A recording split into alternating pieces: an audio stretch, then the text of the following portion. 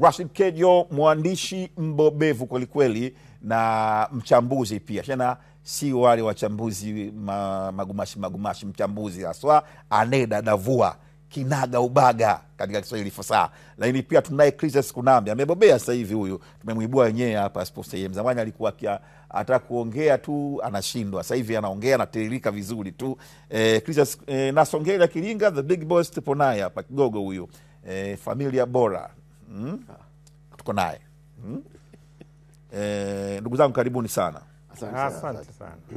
Mengi mmeasikia toka tulivyoanza. Ndugu yetu Kaliasa, tutamkumbuka Kaliasa ile kipaji ambacho kiliibuliwa na Shungu. Yes. Si ndio Roll Shungu ndo alimuibua. Shungu alikuwa na trust sana vijana Yanga na ndo alifanya revolution ya kuwaondoa mababu wale kina Lunyamila, kina Saidi Mwamba, akajenga Yanga revolution mpya. Anakabiliwa na changamoto ya uono, si ndio? Macho, uono, nini, pressure ya macho, anatakiwa 5M kwa ajili ya matibabu. Saidiane jamani, nanyi kwenye media zenu mumpigie hamasa. Unafahamu hali ya maisha ilivyo. Habari Leo pale Daily News, Mwananchi, mtu saidie huyu jamaa apate matibabu jamani. Osio. Kejo, leo bwana Kilingi unacho wewe. Under 28 jana imepoteza mechi ya kufunga goli 1-0 na Sierra Leone. Kipigo cha pili mfululizo baada ya kufunga 1-0 na Afrika Kusini kwenye mechi ya kwanza. Unazungumziaje haya matokeo mfululizo? Ni matokeo ya kusikitisha kwa sababu kwanza mechi zote wamefungwa goli moja tu. Kwa maana ni kwamba wamepambana lakini jitihada hazikushinda kudra. Kwa hiyo ni kwamba mechi zilizobaki dhidi ya wenyeji na Zambia, nafasi ya kufuzu kusonga mbele ni ndogo. Lakini tunachoshukuru na kufurahi ni kwamba vijana wameonyesha uwezo mkubwa, wamecheza soka si kinyonge, na hata Sierra Leone walioshinda jana wamelala na viatu. Wanajua kabisa kwamba shughuli ya vijana haikuwa ndogo. Lakini ndio tulikuwa tunazungumza hapo muda mfupi baada ya Hoza kutoka. Nasema hawa vijana tunapowaandaa kuna vitu ambavyo wakati mwingine hatupendi kuvisema, lakini wakati mwingine vinaleta tashwishi mbaya kwa vijana au vinaweza vikawa vina changamoto kwao. Ni jambo jema kuwapambania katika dakika za mwisho au katika hatua ile ya kuwa wameshafuzu, kuwapa sapoti, hamasa na vitu kama hivyo. Lakini wakati mwingine wakati tunasoma tulikuwa tuna msemo tunasema ng'ombe hanenepi siku ya mnada. Sasa ukiangalia benchi la ufundi la Ngorongoro Heroes limeongezewa na wataalamu wengine. Sasa wakati mwingine miruzi mingi humpoteza mbwa nyikani. Kwa hiyo kila anayekuja pale naye ni kocha, anajua, anakuja na falsafa yake. Kocha alioanza nao mwanzo alikuwa na falsafa yake. Kwa wakati mwingine ni sawa vema kupeleka watu, lakini hawa wakiufundi nadhani kocha angeachwa yule alianza nao amalize nao, ili kama kuna lawama, kama kuna tatizo, ukimletea mtaalamu mwingine akaja na falsafa yake. Nilikuwa nasema mpira wa miguu si kitu cha kupata matokeo, si kama chips unaikanga hapo hapo unaila. Ni jambo ambalo linahitaji utaratibu mwendelezo. Wachezaji wanamjua mwalimu wetu ni Mahamud Zuberi. Tumeanza nao. Kesho namletea na Songea kwamba hebu saidia, akija anawapa vitu vipya. Matokeo yakiharibika anabaki kule. Kwa hiyo kidogo pamoja na kusapoti, lakini nadhani umesikika. Kuna Ambi amezungumza vizuri sana kaka Kejo hapa kwamba Ngorongoro Heroes hawajafungwa kinyonge kwenye mechi zote mbili. Kuna determination fulani kubwa ameionyesha, kwa sababu goli 1-0 dhidi ya South Africa na nyingine Sierra Leone inaonyesha kwamba ni mechi ambayo ilikuwa ina ushindani kwa karibu sana. Na wanasema kwamba kuna msemo wanasema mguu wa kutoka mtume kauombea, si ndio? Huwa wanasema hivyo, lakini kitendo cha sisi kutoka kwenda kucheza kule, kupata hiyo nafasi ya kucheza finali ya AFCON ya under 20, kwa namna moja au nyingine kuna kitu kimeongezeka kwetu. Na wanaposhindana watu wawili, mmoja anaweza akashinda, mwingine akashindwa. Ndio football yenyewe jinsi ilivyo. Lakini kwa kuchangia hapo alipozungumza brother Kejo kuhusiana na kupanuka kwa benchi la ufundi, kwangu mimi naungana naye mkono. Kwa namna moja au nyingine so professionalism mpelekea kule Medi Morocco, Julio na watu wengine, sawa ni sahihi, lakini njia nzuri zaidi ilikuwa mwache tu Mkwasa na timu yake ambao wao wameanza nayo amalize nayo mbio. Sisemi kwamba hiyo inaweza ikawa ndio sababu ya wao kupata matokeo mabovu, lakini kwa namna moja au nyingine wangemwacha yule, angekuwa kuwa na freedom zaidi katika kunani. Sawa. Na Songea Kilinga baada ya kupoteza mechi mbili za awali mbele ya Sierra Leone na Afrika Kusini, tutacheza na Zambia Jumanne na tutamaliza na Misri Ijumaa. Nafasi yetu ya kujipapatua kwenda katika hatua ya mtoano, tuna makundi matatu najua kwenye ya mashindano Kwa kuna teams zinafuzu automatically kwenda kwenye quarter final na kuna wengine wanafuzu kama best losers. Kwa kweli nafasi hapo ni bahati mbaya, niwe mkweli, ni kama sioni. Kwa sababu unapofungwa mechi mbili mfululizo za kwanza, alafu mbaya zaidi bado hujacheza na mwenyeji wa mashindano ambaye mara nyingi anakuwa na hiyo chance na aina ya mwenyeji mwenyewe unaenda kucheza naye Egypt, nafasi ni finyu kidogo. Wanasema kwenye mpira kuna miujiza yake, yawezekana ikatokea tukashinda mechi zote mbili, lakini chances, kwenye Kiingereza wanasema chances are slim. Jumanne wiki hii waziri wa utamaduni, naibu waziri wa utamaduni, sanaa na michezo Mwana FA alifika uwanja wa Mkapa kuangalia namna ambavyo ukarabati wa pichi unavyoendelea, na akatoa hadi tarehe 10 mwezi Mei ile pichi iwe imeshakamilika. Sasa ili iweze kutumika kwa ajili ya mechi ya marudiano au mechi ya mwisho mechi ya fainali ya pili ya kombe la shirikisho Afrika, Simba na Berkane tarehe 25 mwezi Mei. Sawa. Kwa experience yenu au yetu juu ya utayarishaji wa pitch kutoka pale ambako tulibaini tatizo, ilikuwa ni kwenye mechi ya nafikiri ni Azam na wakocheza Azam na Simba na Azam. Kutoka pale hadi tatizo lilipoanza kushughulikiwa na huo muda tuliojipia, je, pichi kwa tatizo hili itakuwa tayari? Lakini pia uzoefu wetu juu ya matatizo ya uwanja ule, hususan katika eneo la pitch na muda tuliojiwekea na majukumu ambayo yanaukabili uwanja in future. Je, agizo hili la Mheshimiwa Waziri litatekelezeka na haitakuwa na hasara ambazo halitakuwa na hasara kubwa, niseme hivyo.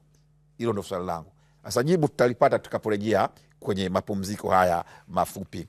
Nisome message ya Sheikh Mahmud.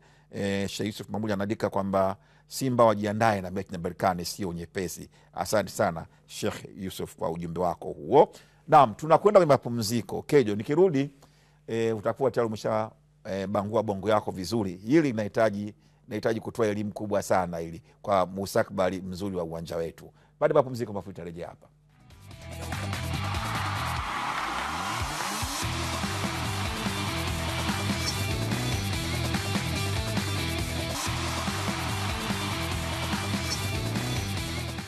Naam, tumerejea hapa. Huu ni muda ambao tunaanza na mada ambayo niliwasilisha hapa mezani kwa nia njema tu kabisa, na naamini hata viongozi wetu kuna wakati wanahitaji mawazo mbadala ili kuweza kufanya kilicho bora in a very positive way. Tuzungumzie uwanja wa Mkapa na hii changamoto ya pitch na muda tuliojiwekea kwamba tarehe 10 pitch uwanja uwe tayari, which means agizo la mkubwa ni shinikizo kwa watendaji, watafanya kuharakisha ili ku meet deadline. Lakini je, once tutamit deadline kitaalamu hii imekaje? Nianze na wewe mwenyewe Kejo. Kwanza nadhani ni swali zuri, ni jambo jema. Nilitamani si katika swala la michezo tu, wala si kwa sababu agizo tu la naibu waziri, lakini kwa ujumla wakubwa wetu hawa wanasiasa wanapotoa maagizo kama haya, maana si la kwanza, tumesikia maagizo mengi, nataka hiki kikamilike ndani ya muda fulani. Haya masuala yanayohitaji ufundi ingeanzia kwa wataalamu. Mnadhani katika muda mfupi unaowezekana ni muda gani hiki kinaweza kikawa kimekamilika bila kuleta matatizo? Mwambie nataka ndani ya huo muda mliousema hiki kiwe kimekamilika, ili wataalamu ambao wanaenda kupewa, kwa sababu ikitokea kinachoweza kufanyika, kwa sababu naona swala la ujenzi, marekebisho ya uwanja yangeweza kuwa yanahitaji muda mrefu kidogo, lakini kwa sababu kuna agizo na kuna shinikizo, inaweza ikawa ni kutibu homa kwa panado, kwa maana kwamba pichi ile inaweza ikakamilika kama alivyotaka Mheshimiwa Waziri, ikatengenezwa ikawekwa pale. Baada ya ile mechi uwanja ukafungwa tena, kwa sababu homa imerudi, tatizo limerudi, kwa sababu tiba yake haikuwa sahihi kabisa.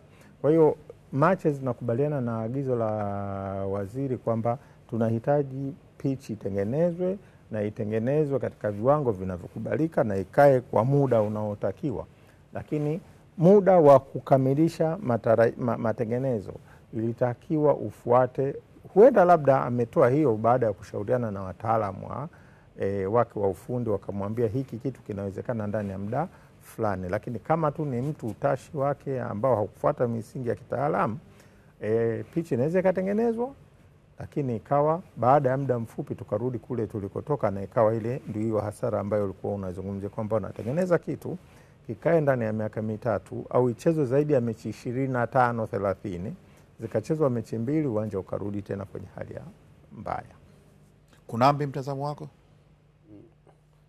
Mimi nafikiri nia ni nzuri, kwa sababu ni uwanja huu ambao tunautegemea kwa sababu ya michuano ya Chani ambayo ni mwezi Agosti. Kwa hiyo kutoka hiyo Mei 10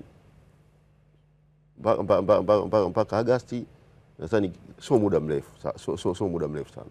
Lakini ukifuatilia historia huu uwanja kuna timu ya wakaguzi itakuja before July. This is May. So maybe wanaweza wakaja hata early June. Yes. Kwa kama utautumia uwanja mwishoni mwa Mei, ile timu ya wakaguzi ikija end of June, na ukumbuki kwamba tayari hii tournament imeshakuwa postponed from the original date, kuna hatari ya kupoteza huo wenyewe. Naona serikali imeonyesha commitment nzuri kwenye hili, kwa sababu pia huu uwanja uko kwa muda mrefu, uko kwenye matengenezo ya hapa na pale. Unatengenezwa kidogo, baada ya muda fulani unafungwa tena. Unafunguliwa, unatumika kidogo, unatengenezwa tena. Kwa hiyo sasa nafikiri sasa na hawa nani wakandarasi mara nyingi sometimes huwa wanafanya kazi hata ya deadline fulani, kwamba hii kazi nataka ifike mpaka muda fulani iwe imekamilika. Lakini ukicheki historia ya uwanja jinsi unavyokarabatiwa mara kwa mara, ifikia hatua kweli kauli ilikuwa inahitajika, na nadhani sio kauli ambayo ameitoa tu hivi bila kufanya majadiliano yoyote na timu ya wataalamu wa kandarasi na nini, kuona kwamba huu muda kwamba ni reasonable, nyinyi mnaweza mkawa mmekamilisha kazi. Lakini unaweza kaja kaona pia huu uwanja kwa muda mrefu pia umepunguziwa matumizi. Mechi nyingi za ligi hazichezwi kama ilivyokuwa zinachezwa huko nyuma. Maana huko nyuma ilikuwa kila wiki, labda Jumatano, Jumamosi mechi zinachezwa. Jumatano, Jumamosi. Lakini siku hizi mechi za ligi pale zinachezwa zile maalum tu, labda Simba na Yanga. Unaona? Labda Yanga na Azam, kwa sababu mechi ambazo zinabeba mvuto. Wakati taarifa ya kufungia uwanja inatoka, FIFA inatoka CAF, umeelewa ambao taarifa serikali kaja ka clarify kwamba ukaguzi ulikuja kabla ya uzoezi la ukarabati kukamilika. Umeelewa? Ilikuwa between wakati wa dabi ule, si ndio?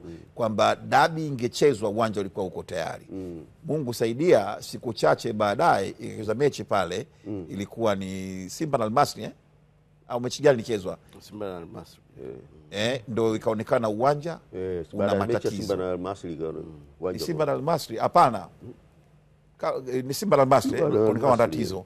Immediate tu baada ya mechi ile jioni yake serikali ikasema inaufunga ule uwanja. Sawa ilikuwa ni second leg ya semifinal. Serikali ikasema inaufunga ule uwanja. Sasa wanataka kufungulia between gap ya hapa. Ndo najaribu kuangalia hapo kuna ambi na wewe na nasi pia mtusaidie. Naona kama tatizo lile ndani ya muda mfupi. Na unajua pichi ni uoteshaji na upandaji, ushirikiano wa rutuba na nini na hali ya hewa pia. Unaona kama unaotesha pichi alafu na hali ya hewa si rafiki, mvua inakuja kwa wingi, uwezekano kwa mawazo ya kawaida ya ukulima wa kawaida wa kujifunzia hata shule, upandaji wa maua sisi tuliosoma zamani. Mimi nafikiri naibu waziri yuko sahihi. Ndio. Tena yuko sahihi kabisa. Kwa sababu tunakumbuka tukirudi nyuma huu uwanja ulikuwa katika hali gani? Hata mvua ikinyesha ulikuwaje? Maji yalikuwa yanaenda. Kulikuwa nafikiri kuna technicalities hapo ambazo sasa anawaagiza waurejeshe ule uwanja katika ile hali ya zamani. So pale ilichezwa mechi moja na mvua kubwa ya karibu ya siku nzima, ndio hali ya uwanja ikawa vile. Lakini nakukumbusha Mahmudu, miaka 3-4 iliyopita ule uwanja ulikuwa una host matches na mvua zinanyesha, maji yanatoka. Kwa hiyo ilikuwa ni namna tu ya kuhakikisha drainage system yake inaenda vizuri, kusiwe na maji yanayotuama. Ndio, nakumbuka. Kwa hiyo ni kitu cha kurekebisha, na naamini ndani ya muda huu inawezekana na mechi ya 25 ikachezwa, na baada ya hapo uwanja ukaendelea kufanyiwa marekebisho mpaka mwezi Agosti ambapo nchi itahost mashindano ya CHAN. Ni jambo ambalo linawezekana, liko ndani ya muda. Iko ndani ya muda. Sawa. Nashukuru sana kwa mawazo yenu hayo kwamba inawezekana tukafanya hiyo kazi ndani ya muda, hapa na shaka mambo tenda vizuri kabisa. Sawa. Rashid Kejo, Alhamis wiki Yanga imetwaa taji la kombe la Muungano. Sawa bwana, hili ni kombe la Muungano, sio ligi ya Muungano. Hii mimi naomba tuviseparate tu kwa manufaa, kwa faida nzuri tu. Hii ni new tournament, Muungano Cup, na inakuja kwa malengo tofauti na yale ya mwanzoni. Sasa hili taji la pili kwa Yanga huu msimu baada ya Toyota Cup, International Cup. Taji ambalo kombe walishiriki timu za Europe na South Africa na Tanzania moja tu. Umeona bwana, unacheza na Kaizer Chiefs ndio. Ile nyingine nini? Augsburg. Sawa bwana. Kaizer, Augsburg na nyingine ile nini? TX Galaxy. Na Yanga ya Tanzania. Very big tournament hii. Yanga walishinda kombe la kihistoria zaidi. Hawana kombe kama ili kwenye kabati yao. Kombe wamekeza na timu kutoka Ujerumani, timu za South Africa mbili na huko away. Nafikiri kitu kikubwa sana. So wanashinda pia na hii ya Muungano Cup, kombe ambalo msimu uliopita walishinda wapinzani wao Simba. Kuelekea mwisho wa msimu wana mbio za mataji mawili, NBC Premier League na CRDB Cup. Tuizungumzie Yanga hii. Kwanza ni kuwapongeza kwa sababu ukipata kikombe umetimiza malengo kwa 100%, kwa maana waliingia kushiriki katika kombe la Muungano. Dhamira yao ilikuwa ni kulitoa na wametwaa, kama ambavyo ilikuwa wengine ambao walidhamiria lakini hawakufanikiwa. Kwa hiyo tunawapongeza kwamba wamefanikiwa. Lakini pia ni Yanga iliingiza kikosi, ilienda kufanya kama nadhani ni experiment. Ukiangalia kikosi kilichotumika, nakumbuka hata baada ya kupata taji la mchezaji bora wa mashindano, nilimsikia Mdathiri Yahya akisema tumekuja nusu, tunarudi, tutaenda kuungana na wenzetu. Kwa hiyo Yanga ilikosa baadhi wachezaji kama 6-7 wa kikosi cha kwanza, au wazungu wanasema regular players. Hakuwepo kabisa Pacome, hakuwepo Aucho, hakuwepo Dube, nadhani Chama hakuwepo. Kwa hiyo Aduke Abuya. Kwa hiyo kuna baadhi ya wachezaji ambao katika hali ya mashindano yale makubwa au katika ligi na mashindano ya kimataifa mengine tulikuwa tukiwaona hawakuwepo. Kwa hiyo lakini hata wale baada ya kuwa wameanza kucheza kina Farid Musa, tumeona ameonyesha kiwango kikubwa na kizuri kabisa katika mashindano haya. Tumemwona Dennis Nkane, what a performance, kijana mdogo ananyumbulika vizuri mpaka watu wanasema siku zote alikuwa wapi? Kwa hiyo imekuwa ni fursa nzuri kwa Yanga kuonyesha kwamba ina kikosi kipana na kuwa na wachezaji ambao wanaweza pia wakaitumikia na wakaipa matokeo mazuri. Yeah. Sawa. Kunambi? Ni taji la 7 la Muungano kwa Yanga tangu historia ya mashindano haya. Historia ipi bwana? Msimbonishe bwana hivi vitu tofauti. Hili ni kombe la 7 la Muungano. Sikia nikwambie. That one was a Super League, Union Super League. Sawa? Ilikuwa baada ya kuwa na ligi la daraja la kwanza Tanzania bara na ligi daraja la kwanza Zanzibar. Tulikuwa tuna Union Super League ya ligi kuu ya Muungano kwa sababu ndio ligi inatoa wakilisha michuano ya Afrika. Ile ni kitu kingine tofauti. Wewe ni kitu tofauti kabisa. Ni tofauti, kubali tu hivyo. Yaani mimi na wewe hatupaswi kusema hivyo kwamba eti ni ile Super League ya Muungano. Hiyo ilikuwa natoa timu, ilikuwa tu bingwa wa nchi. Sio, umeelewa? Considered by, unajua bingwa anakuwa certified now FIFA na CAF kama Tanzania. Sasa hivi zinakuja mpaka certificate za bingwa. Yanga atatoa certificate na FIFA kwa bingwa. Kwa hiyo hiki ni kitu kingine. Kombe kikubwa tu cha kuadhimisha uhuru wetu, muungano wetu wa Tanzania na Zanzibar. Kwa hiyo kwamba hiyo ni credit pia kwa Yanga kama alivyosema Kejo kwamba kwa 100% lengo la kwanza timu ikishiriki kwenye mashindano basi ni ubingwa. Lengo la ubingwa Yanga wamelifanikisha. Unaona, kwa hiyo ni credit. Lakini nimeona hamasa imekuwa kubwa toka imeshiriki msimu uliopita na bingwa kwa Simba, na msimu huu ushindani, level ya ushindani naona iko juu, number of team from 4 to 80. Lakini kitendo pia hata cha kupeleka Gombani, uwanja wa Gombani ni mzuri kwa kweli, una style hata kupelekwa kwenye mechi nyingine hata za timu ya taifa na nini. Kwa hiyo ni faida kwa Yanga na ni faida hata kwa JKU. Timu hizi zikirudi hata kwenye ligi zimepata warm up nzuri kupitia kupitia michuano kama hii. Kwa hiyo waendelee tu kuyaboresha, na kama kuna idea ya kuyarudisha kama yalivyokuwa huko nyuma, basi ni jambo zuri. Sawa. Nas kabilisha hili? Ni mwendelezo mzuri kwa Yanga. Unajua timu yoyote lengo linakuwa makabati yajaye vikombe. Kwa hiyo kombe la Muungano, ligi ya Muungano yote unaongeza pale kwenye namba zako. Kama ni makombe 49 sasa imeongezeka yamekuwa 50. Kwa Yanga ni plus. Na kama alivyosema Kunambi, imewasaidia vile vile kwa sababu ligi imesimama muda mrefu. Hii inawasaidia wachezaji wasipate kutu. Mshahari. Wasipate kutu. Unajua kadri mchezaji anavyokaa anakuwa kama ni chuma kimekaa sehemu fulani hivi kinapata kutu. Kwa hiyo kadri anavyocheza ni ile kutu inaondoka na kuwa fitness yake inakuwa fitness level zinakuwa bado ziko juu. Kwa hiyo timu zilizocheza mashindano ya kombe la Muungano zimeweza kumaintain ile consistency ya ushindani, na ndio maana Yanga watakaporejea kwenye ligi inamaanisha watarudi na kesi chao kile kwa maana walikuwa na sawa. Rashid Kejo, baada ya ushindi 2-1 wa Simba dhidi ya Mashujaa juzi, kesho watashuka tena dimbani, wanaenda kule Meja Samuyo keza na JKT katika mechi nyingine ya ligi kuu. Mechi 2 ndani ya siku 4 ni mtihani wa namna gani kwa Fadlu David? Usinijibu kwanza, nipitie hizi message za wadau hapa. Imeandikwa na Abu Nela. Hii message ya mwisho sitasoma tena kwako. Mahmud, hongera sana kwa kazi yako. Kweli wadau wanasoka wapenzi wa Azam TV tunaburudika sana, ila jamani Azam FC mko wapi? Msije kuwa kama Arsenal. Abu mkorofi. Hongera kwa kipindi bora sana mkuu. Naomba namba ya kumchangia Kaliasa. Namba ya Kaliasa tafadhali weka kwenye screen. Kwa wale ambao wana nia ya kumchangia Pasu Kaliasa, namba yake naomba iweke kwenye screen hapo. Huyu ni Yomba, nyota wa zamani wa Majimaji ya Songea. Asalamu alaikum. Jitihada kubwa zifanyike kuhakikisha uwanja wa Mkapa unakuwa tayari kwa mchezo wa fainali Simba na Berkane, kwani hapo ndipo machinjioni na eneo maalum kwa ajili ya furaha ya Watanzania. Abdul Jazinyo wa Kigamboni. Asante sana Zinyo wa Kigamboni.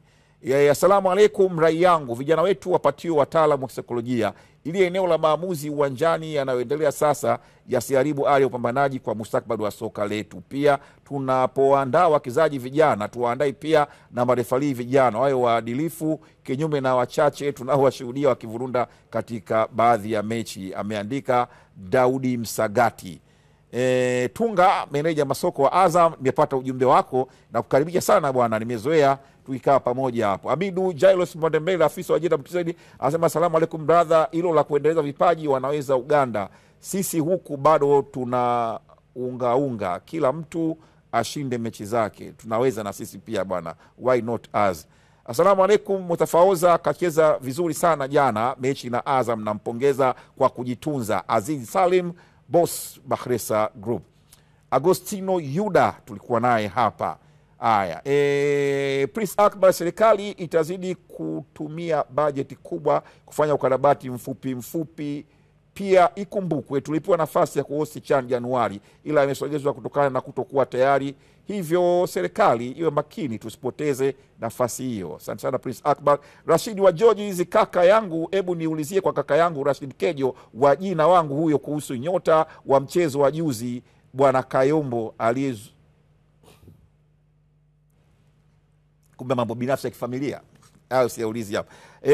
Kuna malalamiko kutoka kwa Gerard Matias Mdamu, anasema kuna mtu anatapeli watu akiwapigia kwa namba 0611944768 akidai yeye ndo Gerard Matias Mdamu na kuomba michango. Ameomba wadau wasihadaike, hiyo si namba yake. Ukiona namba inakuja 0611944768 akidai ni Gerard Matias Mdamu, huyo tapeli usimsikilize. Namba Mdamu ipo, inajulikana, kwa ridhaa yake tutatoa. Sawa bwana. Iwe kwa nini refa alichezesha mechi za Simba na Mashujaa toka ile mechi ya JKT na Simba hajaonekana? Mambo mengine kwa kweli mimi naona ni nonsense, si sawa. Nitarudi tena hapa. Rashid Kejo, mechi 2 ndani ya siku 4. Huo ni mtihani mkubwa kwa Simba, kwa sababu ukiangalia Simba ina pressure ya mashindano ya kimataifa. Pressure ilikuwa kwa Stellenbosch, sasa imehamia kwa Berkane, lakini bado kuna viporo ambavyo vinahitajika kuliwa ndani ya muda mfupi. Kwa hiyo ni mtihani mkubwa kwa Fadlu, lakini pia ni mtihani mkubwa kwa wachezaji, kwa sababu wana pressure ya kushindana na Yanga, lakini pia wana pressure ya kufikiria mechi ya fainali. Na ukiangalia hilo, ukweli wa hilo ni kwamba kutokana na nafasi ya Simba kama ilivyo kwa Yanga katika ligi yetu ya bara, mechi zinazohusisha Simba na Yanga na aghalabu Azam, timu pinzani huwa ndo zinajipanga kama fainali. Kwa hiyo ni wakati mgumu. Tumeona mechi ya Simba na Mashujaa ilivyokuwa ngumu, ikiamuliwa katika dakika za mwisho, kama ilivyokuwa Mashujaa katika mechi ya kwanza iliyofanyika Kigoma. Kwa hiyo Simba inatarajia pia kupata upinzani mkubwa kama ule dhidi ya JKT. JKT imekuwa ni timu ngumu kidogo kwa timu hizi kubwa. Naona Yanga ilishindwa kupata goli, walitoka sare Isamuyo. Isamuyo imekuwa ni kama machinjioni, ingawa Big Sand alishinda, lakini Big Sam mwaka huu na mechi ya kwanza Simba JKT iliendaje? Simba alishinda, walicheza Taifa. JKT si wagumu kwa Simba, lakini wanapocheza Isamuyo, Azam na Yanga kweli wanapata mechi ngumu kwa JKT. Kwa hiyo hata Isamuyo walipigwa JKT pale. Kwa hiyo nataka kusema kwamba JKT na Simba ni sawa na mkate mbele ya chai. Tunaangalia rekodi. Ni rekodi. Mimi nachosemea ni katika rekodi Yanga anapata shida. Ule msimu Yanga atatangaza ubingwa pale. Ikashindikana. Alafu liwakosa wao. Na ukiangalia, lakini JKT katika mechi za karibuni imekuwa ikifanya vizuri katika uwanja wake. Ukiondoa Big Stand waliwafunga baada ya kucheza mechi zaidi ya 5. Football bwana ni chake, tusidanganyane. Kuna mechi ngumu kwa Simba kama mechi ya Pamba, sio Pamba itakuwa ngumu hapa. Lakini hiyo sijui bwana, mtu anadunda. Kuna mimi nisikie maoni yako. Mechi ya Simba na JKT kwangu mimi bado ni ngumu, kwa sababu ukiangalia mechi ya kwanza Simba walipata ushindi kwa mbinde sana pale zidi ya JKT. Kwa hiyo inaashiria ugumu wa mechi yenyewe jinsi ilivyokuwa. Inawezekana kweli kihistoria JKT walikuwa wanafungwa labda na Simba mechi nyingi, lakini hii mechi ya mzunguko wa kwanza haikuwa rahisi, ilikuwa mechi yenye yeye JKT ile kabla ya shuka John Boko yule alikuwa anaweza asifunge msimu mzima. Hivyo JKT anafunga. Wewe sawa. Ndio anafunga magoli mengi tu. No, lakini kuja kuna nini kulinganisha na Shadow, mimi naweza kuwa na pande mbili. Pande ya kwanza inaweza kuwa ni faida kwa Simba kwa sababu ukaa nayo bila kucheza afu unakuja kwenda kucheza mechi ya finali, wachezaji wanakosa warm up fulani, fitness fulani inakosekana. Ingawa watu wanaweza kaona kama ni faida, labda kutengeneza vipolo hivi ni faida, lakini kwa upande mwingine sio faida. Hizi timu zinahitaji wachezaji wacheze mpaka muda si rafiki sana, lakini Nasi atamalizia. Nasi watu wanafika sana, unasema kwamba hizi mechi alizopangiwa Simba mfululizo hizi maki tarehe kesho anacheza na JKT, tarehe 8 na Pamba, tarehe 11 na KMC.